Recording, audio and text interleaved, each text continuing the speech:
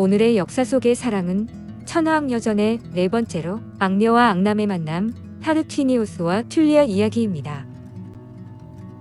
세르비우스 툴리우스는 로마 왕정의 제6대왕으로 원래는 노예 출신으로 알려져 있습니다. 그러나 로마사를 쓴 티투스 리비우스는 믿지 않았습니다. 그는 어머니는 도시 출신의 에트루리아인이었지만 고향 도시가 로마인들에게 함락되었고 왕의 허락으로 왕궁에 사는 것이 허용된 몸이었다고 했습니다. 세르비우스 툴리우스는 5대 왕인 타르퀴니우스 프리스쿠스의 암살 이후 선왕의 딸을 아내로 삼아 왕이 됩니다. 그가 왕이 되는 데는 선왕의 왕비인 타나킬의 도움이 컸었다고 하는데 평민인 플레부스의 지지를 얻었지만 귀족 세력인 파트리키에게는 인기가 없었습니다. 세르비우스에게는 드세고 승부욕이 강한 딸과 온순하고 얌전한 딸이 있었습니다. 두 딸의 이름은 모두 툴리아였는데 승부욕이 강한 딸이 작은 딸이라서 그녀를 툴리아 마이너라고 불렀습니다. 한편 5대 왕인 타르퀴니우스 프리스쿠스에게도 야심가인 루키우스와 조용하고 신중한 아르룬스의 두 아들이 있었습니다. 세르비우스는 성격이 중화되기를 바래서 드센 툴리아 마이너를 신중한 아르룬스와 온순한 딸인 툴리아 메이저를 야심가인 루키우스와 각각 결혼을 시켰습니다. 그러나 두 부부의 결혼 생활은 행복하지 못했고 툴리아 마이너는 남편의 형인 루키우스를 유혹하기 시작했습니다. 그러다 양쪽 모두 얌전한 사람들이 이유모를 급사를 하자 툴리아 마이너와 루키우스는 정식으로 결혼을 했는데 이들이 암살을 했다고 합니다. 정리하면 툴리아 마이너는 언니와 남편을, 타르퀴니우스 수페브루스는 동생과 아내를 각각 살해한 것이죠. 여기서 잠깐 타르퀴니우스 프리스쿠스와 시빌라의 서 5대 왕인 타르퀴니우스 프리스쿠스에 대해서는 모녀 시빌레와 얽힌 재미있는 일화가 전해집니다. 디오니시우스의 표현에 의하면 본국 태생은 아닌 듯 싶은 나이든 여인이 로마의 이코니타에 도착합니다. 시빌레는 예언 신탁집 시빌레의 서 9권을 타르퀴니우스 프리스쿠스에게 사라고 권했으나 너무 가격이 비싸서 거절당합니다. 이에 시빌레는 3권을 불태우고 1년 후 다시 찾아와 같은 가격으로 나머지 6권을 권했지만 또 거절당하자 다시 3권을 불태워버립니다. 결국 타르퀴니우스는 남은 3권의 책을 처음 9권의 값으로 구입하고 시빌레는 사라져 버렸는데 이 신탁집은 르피테르 사원에 보관되었습니다. 시빌레는 그리스 신화를 비롯하여 여러 신화에 등장하는 무녀인데 나중에는 무녀를 총칭하는 일반 개념이 되었습니다. 다시 이야기로 돌아오면 여기에 그치지 않고 결혼에 성공한 후 툴리아는 남편이 왕이 되기를 부추기게 됩니다. 이에 타르퀴니우스는 에트루리아인 및 프리스쿠스 가족 출신 원로원 의원들과 손을 잡게 됩니다.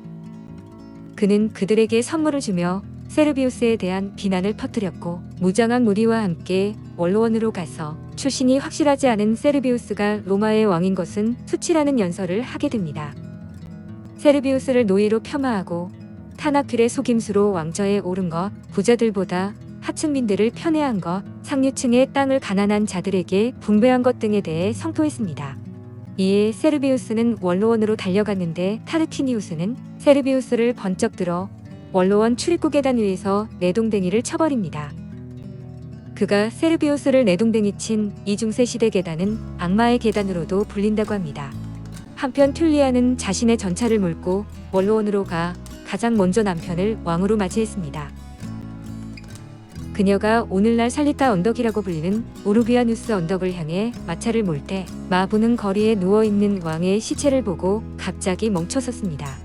그러나 툴리아는 자신이 고삐를 움켜쥐고 아버지의 시체 위로 마차를 몰았고 왕의 피가 수레에 튀어올라 툴리아의 옷이 얼룩지어졌습니다. 이곳에서는 알렉산드르 6세의 맏아들이 보리지아 궁에서 살해당하는 사건도 벌어지는데 이 거리는 범죄의 거리라는 뜻의 비커스 실러투스라고 불려지게 되었습니다. 또한 이 길의 이름은 원래 비쿠스 쿠페리우스였으나 악마의 길을 의미하는 비쿠스 스켈레라투스로 개명되었다고 합니다. 결국 툴리아는 그토록 원하던 왕비가 되어 큰 영화를 누리게 됩니다. 그렇지만 타르퀴니우스는 앞에 두 선왕과 달리 폭정을 일삼으며 독단적으로 행동해 로마 시민들은 그를 거만한 타르퀴니우스라고 불렀습니다. 그는 로마 공화국을 수립하는 민중봉기까지 통치한 로마의 전설상 마지막 왕이었는데 그의 통치는 군주제 폐지를 정당화시킨 폭정으로 묘사됩니다.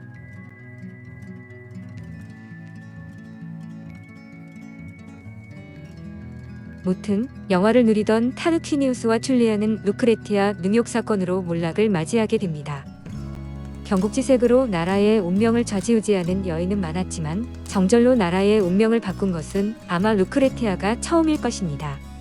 타르퀴니우스의 아들인 섹스투스와 사촌인 콜라티누스가 전쟁터에서 서로 자신의 아내가 더 현모양처라며 자랑하다 누구 아내가 더 정숙한지 내기를 했습니다. 집에 와보니 콜라티누스의 아내 루크레티아는 남편 옷을 바느질하고 있었으나 섹스투스의 아내는 다른 남자들과 술을 마시고 있어 섹스투스는 내기에서 지게 됩니다. 질투와 분노에 사로잡힌 섹스투스는 콜라티누스가 집을 비운 사이 그의 집에서 묵으며 한밤중에 몰래 루크레티아의 침실에 침입해서 그녀를 겁탈했습니다. 섹스투스가 돌아간 뒤 루크레티아는 아버지 트리시피티누스와 남편에게 믿을 만한 사람을 데리고 급히 돌아오라고 연락을 했습니다. 콜라티누스는 타르퀴니우스의 생질인 브루투스를, 아버지는 다른 측근을 데리고 왔습니다. 루크레티아는 울면서 사정을 설명한 후 단검을 꺼내 스스로 자결했고 네 사람은 그녀의 죽음 앞에서 복수를 맹세하게 됩니다. 루크레티아의 유해는 로마 광장의 연설대 위로 옮겨졌고 시민들 앞에서 브루투스는 왕과 일가를 로마에서 추방하자고 제안하게 됩니다. 사람들은 민병대를 결성하자는 호소의 지지를 보냈고 전쟁터에 나가 있던 타르퀴니우스는 서둘러 돌아왔지만 성문은 열리지 않았습니다. 결국 타르퀴니우스는 기원전 509년 가족을 데리고 에트루리아로 향하게 되고 로마는 왕정 시대가 끝나고 공화정 시대가 시작되게 됩니다. 아버지의 권세를 믿고 날뛴 섹스투스는 아버지와 함께 로마에서 추방된 후 암살을 당했다고 합니다. 이 이야기는 셰익스피어의 루크레티아의 능욕에도 나오는데 후세의 루크레티아는 근면함과 정숙함의 상징으로 추앙되며 예술작품으로 널리 표현되었습니다. 감사합니다. 죄송합니다. 괜찮습니다. 사랑합니다. 인생의 기적을 일으키는 가장 쉬운 말이다. 그러나 안 쓰기로 작정하면 뜻밖의 불편한 말이 됩니다. 일생 쓰지 않으면 일생 기적도 없습니다. 조정민, 사람이 선물이다.